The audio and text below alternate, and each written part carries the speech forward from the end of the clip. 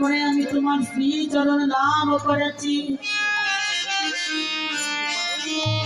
আমি তোমার শ্রী চরণ লাভ করেছি শত কোটি আরাধনা করে। হে দয়াময় দয়াময়, তোমার শ্রী চরণে আমার একটি মাত্র নিবেদন,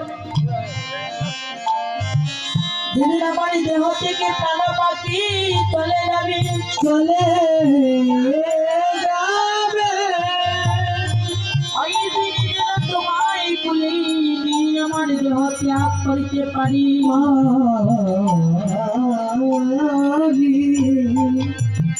হে দয়াময়, আমি তোমার কাছে আর কিছু চাই না, তোমার শ্রীচরণে আমার এই মাত্র নিবেদন।